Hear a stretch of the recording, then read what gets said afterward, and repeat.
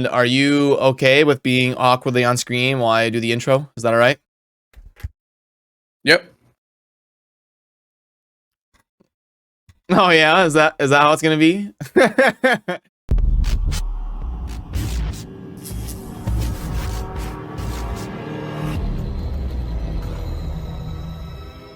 Hey, what's up? This is Chosen, and in this video, I am going to be joined by the very stylish ColdBrew over there. And what we're going to do is we are on the test server, and we are going to go through the new champions, the new legendaries, the new epics, and we're going to rank them as you can see on the screen right here. ColdBrew cannot see my rankings, but you can, and we're going to go through and we're going to see how much we agree or disagree, and then we'll talk about the differences and the agreements. So let's get into it. Alrighty, how we doing today, ColdBrew? Hey man, I was just having the sunglasses on for the intro because I'm doing great. I'm doing great. Yeah, everything's well. August now is the hottest time of the year over here, so we're melting. But thank God for the AC. What about you? Yeah, it's the same here. I live in Nebraska in the USA. It gets really cold in the winters. It gets really hot in the summers. And right now is the same for us. It's like end of July, early August is the hottest time of the year. So exactly the same here. Yep. So I guess we'll just go through the index in order is kind of what I did when I wrote them down right here. So we're going to start with Lona Therrell and give me a grade S, A, B, C, F on the kit and how you would predict the champion will kind of rank overall in your opinion. So it's just a general grade, right? Yep. Not like PvP or anything, just a general your kind of overall impression of the champion and how you would rank it. And I can type out for you here just S, A, B, C. There you go. Yeah, I don't know the multipliers of this champion, but I would say it's gonna be a high C tier for me. High C tier. Ooh, a high C tier for the fusion. Almost a B tier, but not quite there. Okay, cool. Let me put that on here. Update the sheet, and then next up, we'll kind of talk about our agreements and disagreements once we get your rankings up on the board. So next we go over the Sacred Order, and we've got a couple different epics. We'll start with Anchorite. All right, Anchorite. Yeah. Do you have them pulled up? Do you have the champions pulled up? Yeah. I'm on the server right now, so okay. I'm having a look at them. I saw them already, but I don't think somebody stood out more than anybody else. But for an epic, Sacred Order, I'm gonna give it a B. Yeah, I like the B. For Anchorite, and then we go to the next one, Carlinia. Carlinia. Or Carlinia. What are those, candles on the head? What is that? Jay Giggs is gonna be making a video about the candles on the head. Yeah, yeah, so this one's gonna go for a B tier as well in terms of epics. Cool, and then next we actually get a Skinwalker's Legendary in Skintrock. So how would you rank Skintrock? Or wait, Sneaktrock. Sneaktrock, yeah. This is, by the way, if nobody knows, this is a champion that was in a competition similarly to Calvanax, but the guy who made this one lost, and the designers in Raid really loved this guy and the thought process behind the creation of this Skinwalker's Legendary by the player. So they now decided to bring him to life, and they'll actually gift this one to the guy who made it, as well as introduce him to the game. Yeah, super cool. Yeah. So his kit, because there's an ally protection in there, there's extra damage from Reflect. I'm really liking his kit. I'm gonna give him an A tier. Okay. A tier. And then we've got an Orc Legendary, and we've got a Void Legendary for the Orcs in Raka Viletide. Ooh, Raka. Ooh, looks good, actually. Really cool. So I'm not saying anything until afterwards. I don't want to bias your opinions at all. Yeah. Removes all debuffs. from all allies, then place the 50% increased attack. And a shield buff. Low HP of this champion revives all dead allies, 4-turn cooldown. With a big boost to turn meter. At the start of each turn, it fills the turn meters of all allies by 10%. 2-turn cooldown.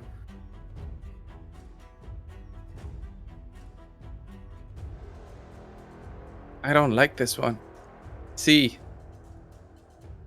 It's a good reviver, but that's it. For a void Lego, see.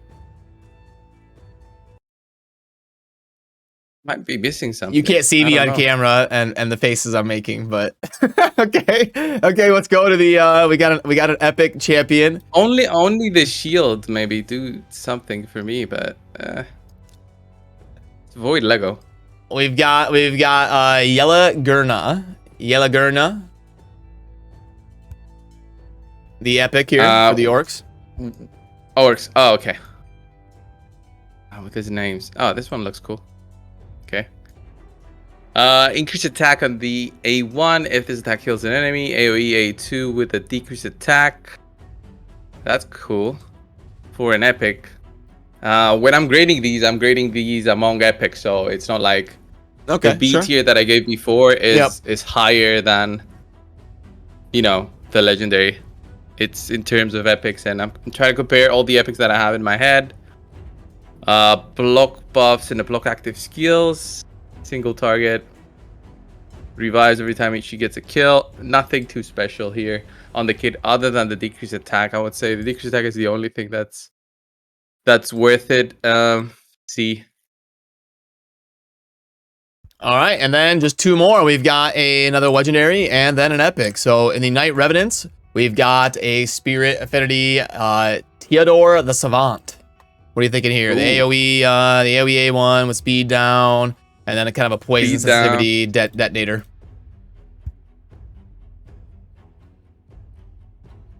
The highest is A, right? S. S? Oh, we've got S typed tier? It out to you, ColdBrew. I sent you the... You sent me... Oh, yeah, you did. Whoopsie. That's all right. We still love you. It's fine. Increase the duration of all poison debuffs and HP burn debuffs on all enemies by 1 turn. Then instantly activates any poison. This is so good at the 3-turn cooldown. This is insane. Actually, I'm gonna give it an S. All right. I like him.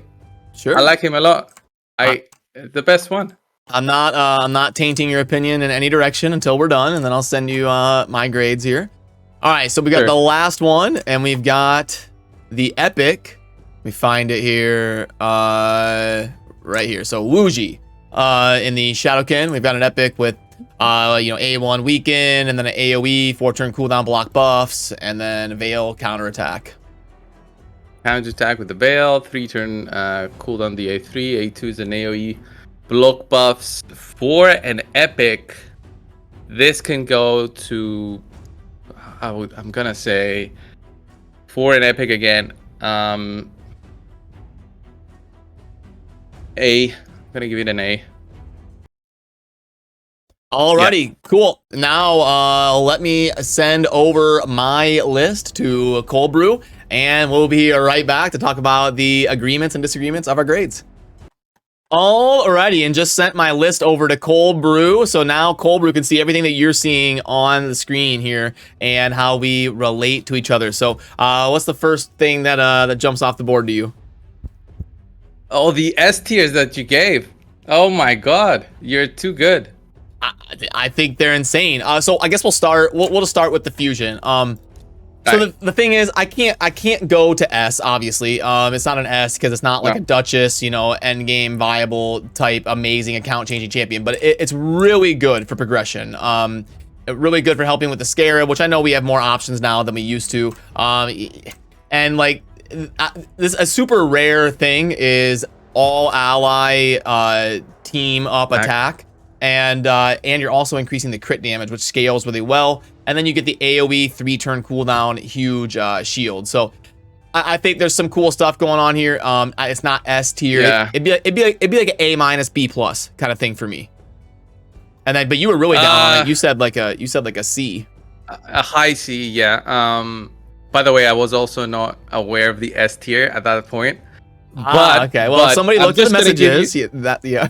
I'm just gonna give you my reasoning behind, let's say, the lower ranking than yours. And we can change our rankings, by the way. Like if you want to go to B and I want to go, like if you want to change, like if we convince each other. I would go to B.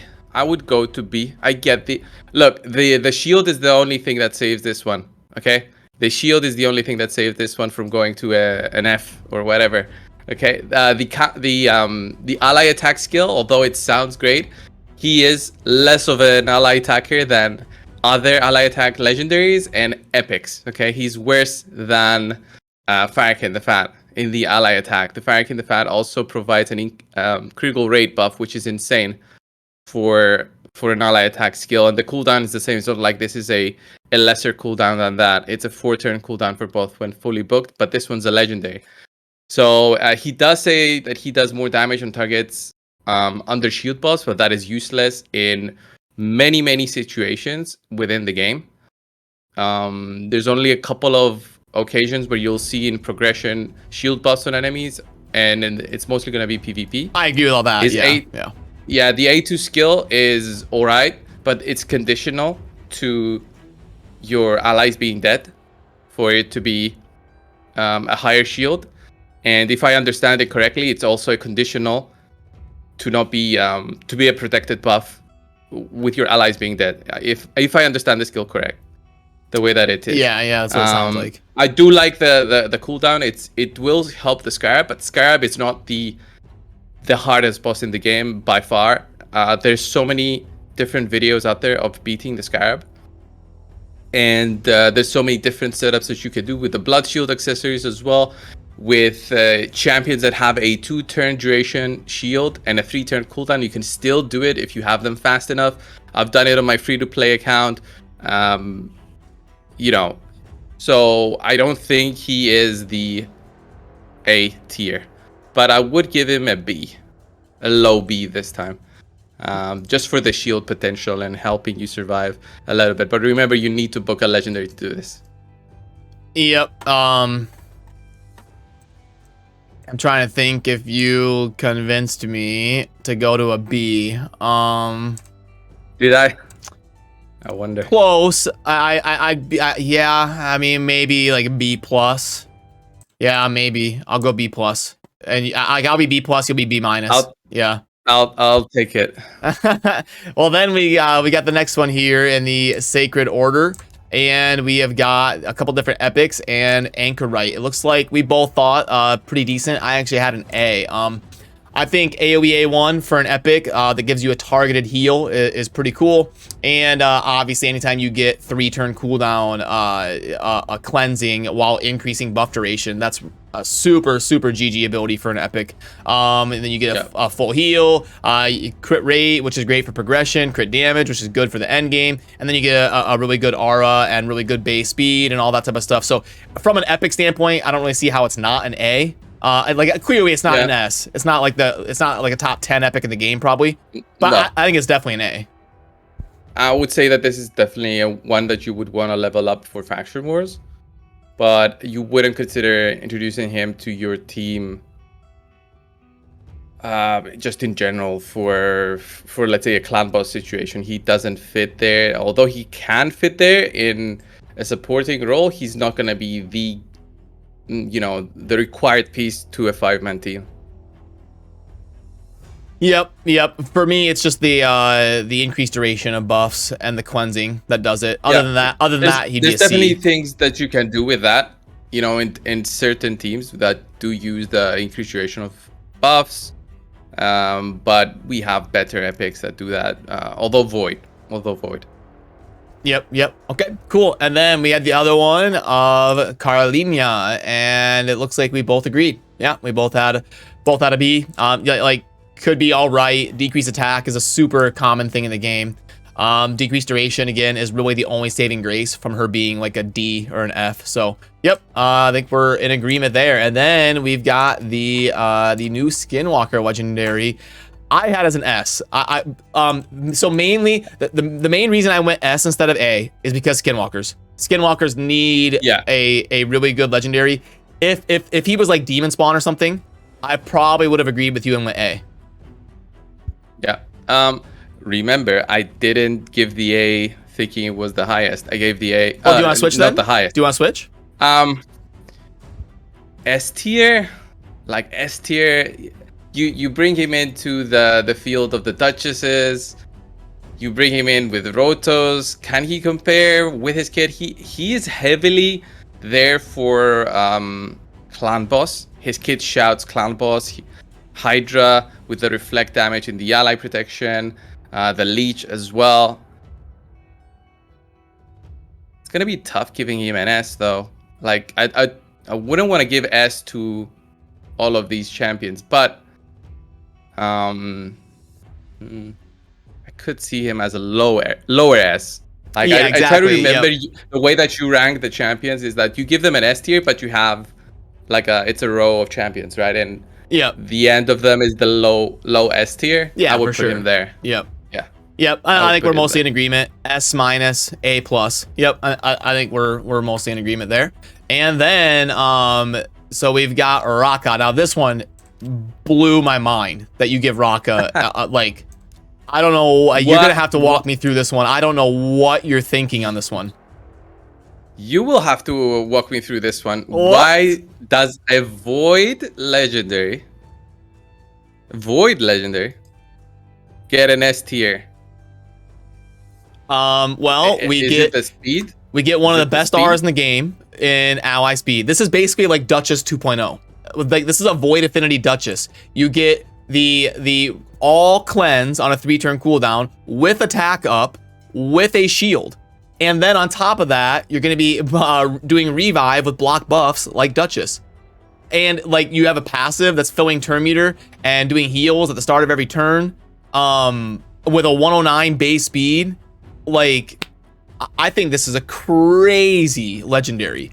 I think this is a definite S tier. It's like what content is this champion not good in? I mean, maybe like Demon Lord. But like Hydra, tag team defense, arena, progression, faction wars, like I mean, I guess faction wars you'd have to manual a little bit because you have the mirror universe boss, but you're getting the cleanse and the increased attack, and I just think this champion's crazy. I wouldn't even put her in the same, even consider her over Duchess. Like even in a no, no. I'll explain why. Duchess applies the block debuffs first when she applies it. She doesn't. She revives and then boosts the turn meter. That will proc the Torment. So you will get frozen champions. Because then the block buffs will be applied. So you have an issue right there, if I understand the skill correctly. That's the first problem with the revive. If you don't have anybody dead, she will apply the block debuffs. That's okay. You are protected for the start of the turn. But let's say in a different situation where they kill you, you revive. So the torment freeze will only happen if they're dead, right? Or revive. She'll revive them. Yeah, if they revive at that point. She does not provide a damage reduction like. Yeah, the passive like for Duchess is crazy. Yeah, the passive perfect veil nuts. is an additional way of protected through AoE attacks and single target attacks. They go for Duchess instead.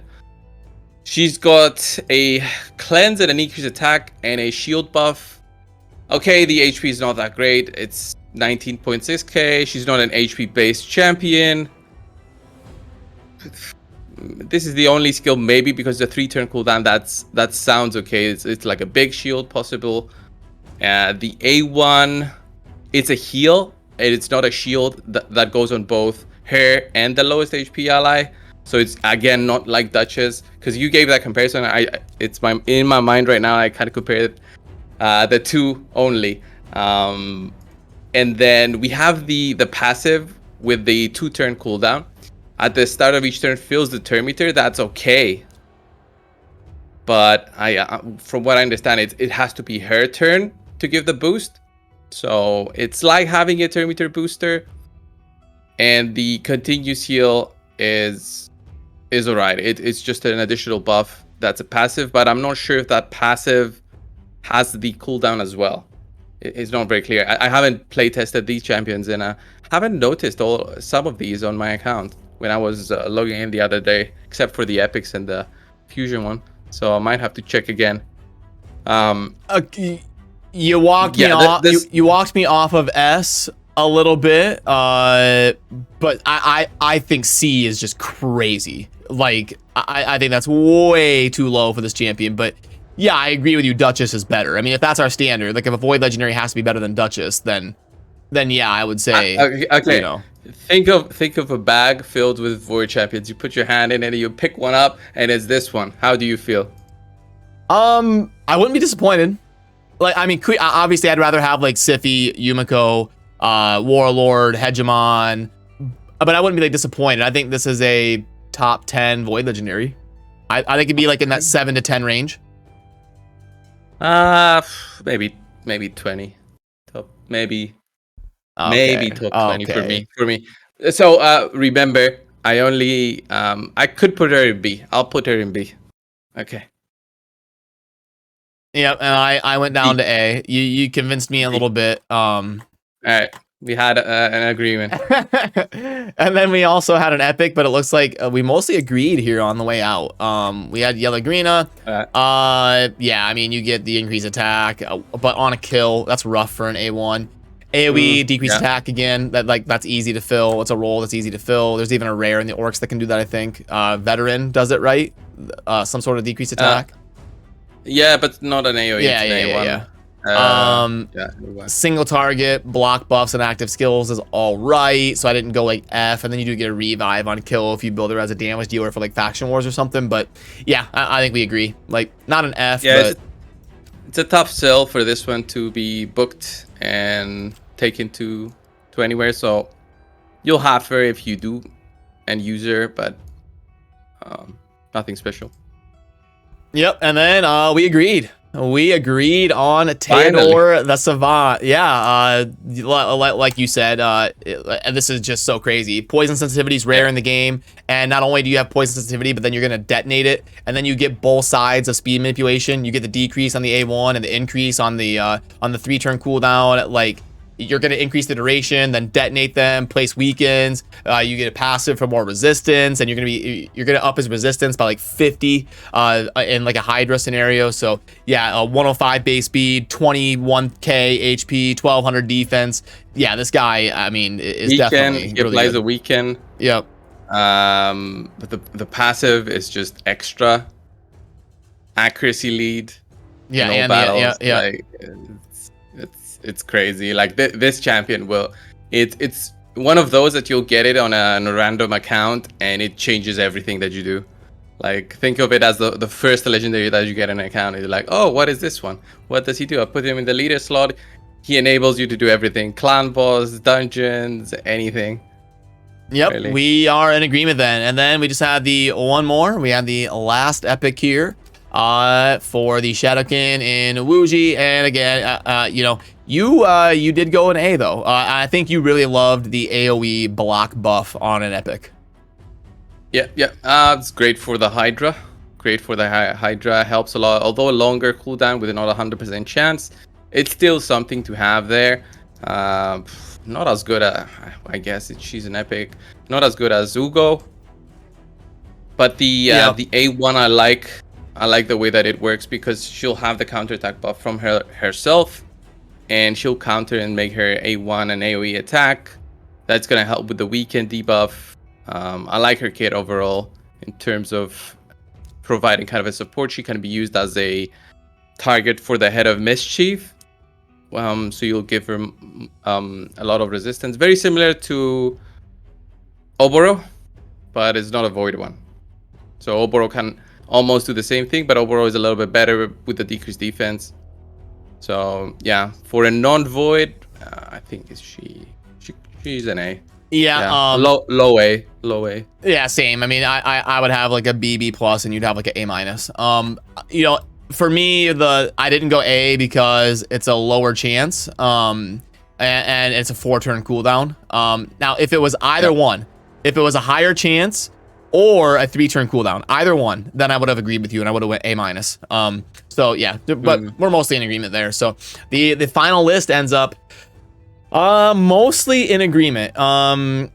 Yeah, our biggest difference was on Raka, the Void Legendary, but you know, you sold me a little bit. I think I was maybe my eyes got a little bit too wide. I saw the kit and I just saw I saw revive, block buffs, heals, and turn meter fill, and one of the best R's in the game, and 109 base speed, and I was like, oh my goodness, like what is this? But yeah, she looks good though.